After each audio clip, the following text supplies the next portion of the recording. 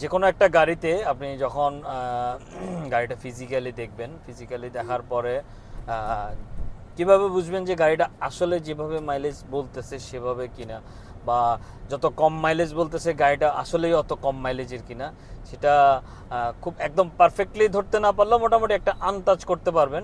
সেটা হচ্ছে স্টিয়ারিং দেখে। এই যে স্টিয়ারিংটা গাড়িতে, গাড়ি যদি রান করা হয়, যেমন 1 লাখ কিলোর চলা গাড়ি আর 10,000 কিলো চলা গাড়ি কিন্তু সেম না।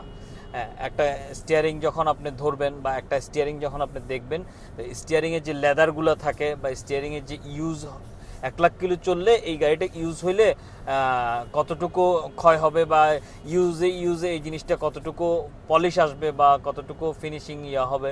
আর একটা নতুন গাড়ি, যেমন এই গাড়িটা মাত্র 18,000 কিলো চলছে, তো এই 18,000 কিলো যে চলছে, 18,000 কিলো আপনি ট্রু রিপোর্ট চাইলে চেক করতে পারতেছেন। ট্রু রিপোর্টে আপনি পাবেন অ্যাকচুয়ালি এটা 18,000 কিলো চলছে নাকি কত কিলো চলছে, সেটা ট্রু রিপোর্টে পাওয়া যাবে। বাট গাড়ি দেখে ফিজিক্যালি আপনি বুঝতে পারবেন এই যে স্টিয়ারিংটা আর ফিনিশিংটা এখনও একদম নতুনের মতো।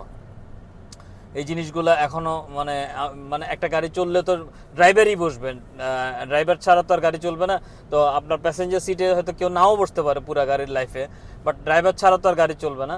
সেক্ষেত্রে ড্রাইভার চালাইতে হলে গাড়িটা স্টিয়ারিংয়ে ধরতে হবে। স্টিয়ারিংয়ে ধরলে ম্যাক্সিমাম জায়গায়, যে জায়গায় হোক, যে কোনো একটা জায়গায় ইউজের দাগগুলা থেকে যাবে, বা ইউজ করতে করতে, ধরতে ধরতে বা হর্ন চাপতে চাপতে এই যে জিনিসগুলা, এগুলা এরকম একদম নতুনের মতো এখনও থেকে গেছে। তো এগুলো যদি 1 লাখ কিলো চলা হইতো বা 50,000 কিলো চলা হইতো, যেমন 1 লাখ কিলো চলা একটা গাড়ির স্টিয়ারিং দেখবেন আর এটা দেখবেন। হ্যাঁ, সিটের যে সিট লেদারের যে ভাঁজগুলা বা স্টিচের যে ভাঁজগুলা, সেগুলো কতটুকু কি অবস্থা একটা গাড়ি দেখলে বোঝা যায়।